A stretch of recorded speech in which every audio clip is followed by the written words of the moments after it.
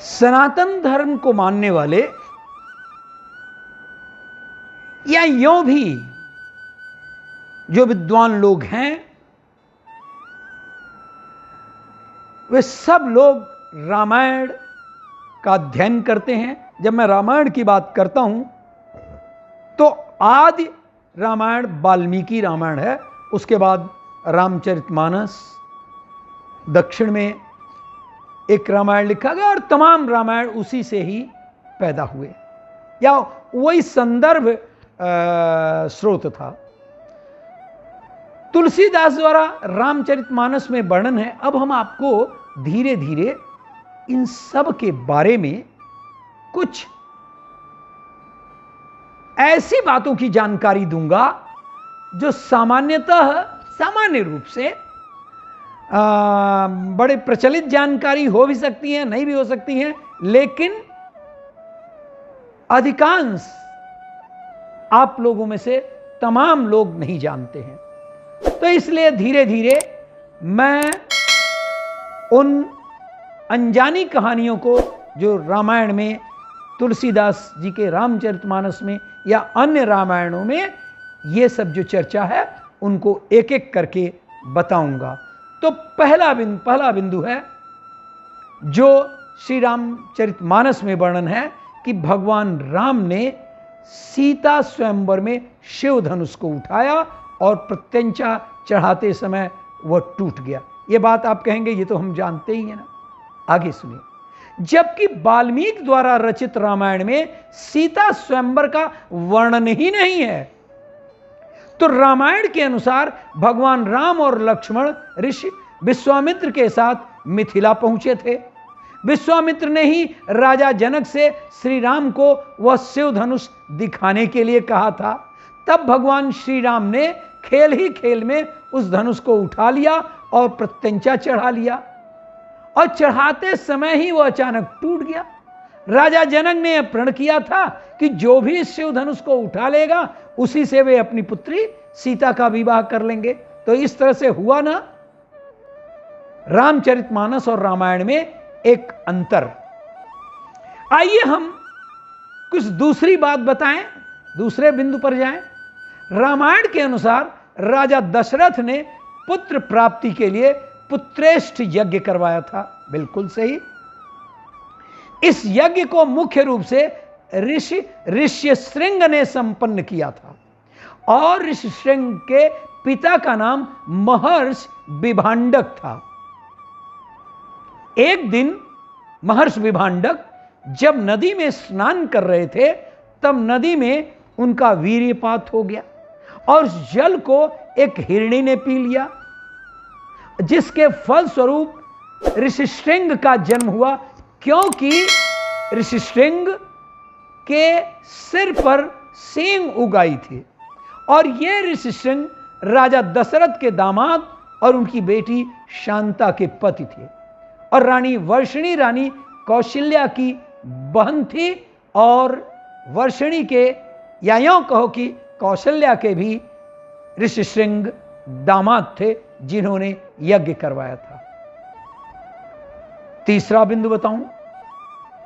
विश्व विजय करने के लिए जब रावण स्वर्गलोक पहुंचा तो उसे वहां रंभा नाम की अप्सरा दिखाई दी और यह रावण अपनी वासना पूरी करने के लिए इस रावण ने उस रंभा को पकड़ लिया।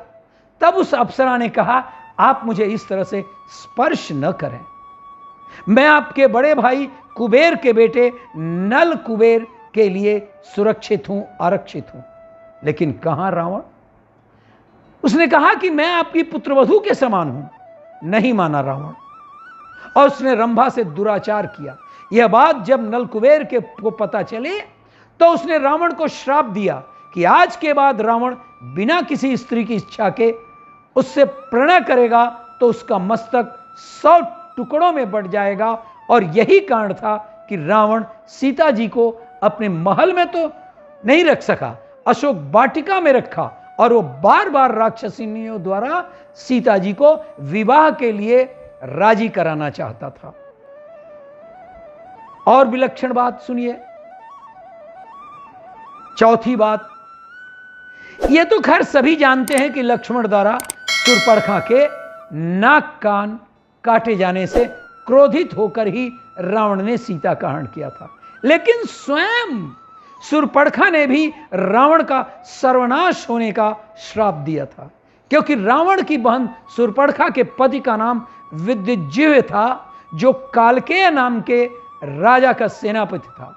लेकिन रावण जब विश्व विजय पर निकला तो कालकेय से उसका युद्ध हुआ, और शूर्पणखा ने जाते समय ही यह चेतावनी दे दिया था कि आप कोई भी युद्ध करें जब कालकेय से, तो विद्युज्जिह्व को की हत्या मत करना। इसके बावजूद उस युद्ध में रावण ने विद्युज्जिह्व का वध कर दिया। तब शूर्पणखा ने मन ही मन रावण को श्राप दिया कि मेरे ही कारण अब तेरा सर्वनाश होगा। श्री राम और श्री लक्ष्मण से उसका प्रणय निवेदन रावण को मरवाने के लिए एक दूरगामी षड्यंत्रपूर्ण योजना थी। पांचवां बिंदु बता रहा हूं।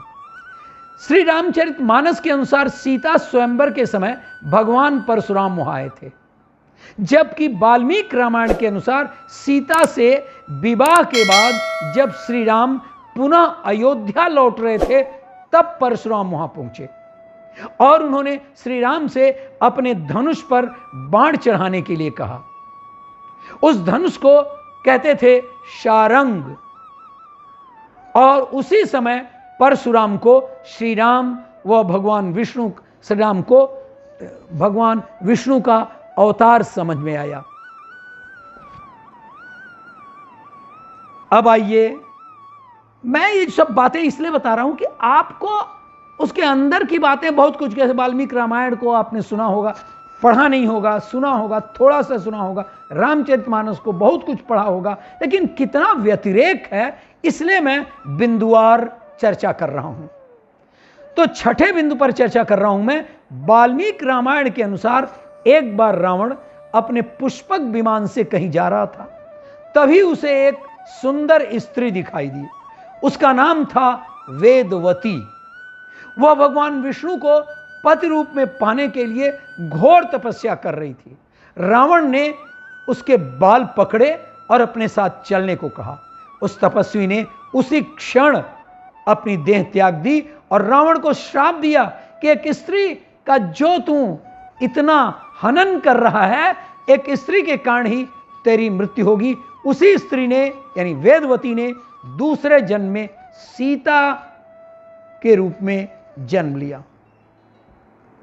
आइए एक और बिंदु पर चलें, क्रम से वो सातवां बिंदु है। जिस समय भगवान श्री राम वनवास गए उस समय उनकी आयु लगभग 27 वर्ष की थी।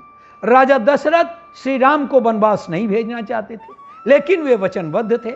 जब श्री राम को रोकने का कोई उपाय नहीं सूझा तो उन्होंने श्री राम से यह भी कह दिया कि तुम मुझे बंदी बनाकर स्वयं राजा बन जाओ। यहां तक कि रानी कौशल्या ने भी श्री राम से पिता की बात को न मानने का आग्रह कर दिया था, किंतु संस्कार जो था माता पिता का श्री राम के ऊपर, और यह संस्कार माता का ऐसा था, पिता का ऐसा था कि यह श्री राम इस किस्म के मंत्रणा को नहीं स्वीकार कर सके। आठवां बिंदु, अपने पिता राजा दशरथ की मृत्यु का आभास भरत को पहले ही एक स्वप्न के माध्यम से हो गया था जब वो ननिहाल में थे। सपने में भरत ने राजा दशरथ को काले वस्त्र पहने हुए देखा था। उनके ऊपर पीले रंग की का कपड़ा पहने हुए स्त्रियां प्रहार कर रही थी। सपने में राजा दशरथ लाल रंग के फूलों की माला पहने और लाल चंदन लगाए एक जुते हुए गधे के रथ पर बैठकर तेजी से दक्षिण की ओर, यानी यम की दिशा की ओर जा रहे थे। उसी समय भरत को एक अंदेशा अपशकुन का था।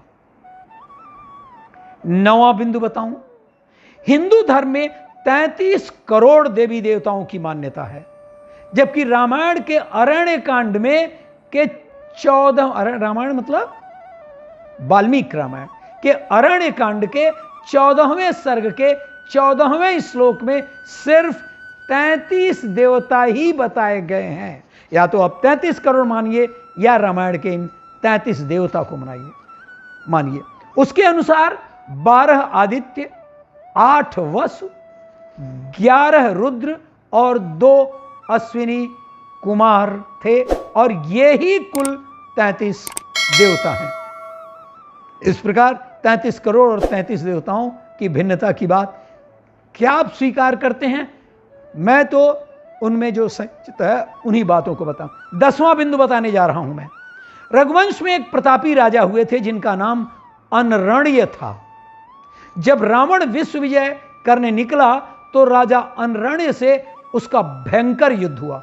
उस युद्ध में राजा अनरण्य की मृत्यु हो गई थी, लेकिन मरने से पहले उन्होंने रावण को श्राप दिया कि मेरे ही वंश में उत्पन्न एक युवक तेरी मृत्यु का कारण बनेगा।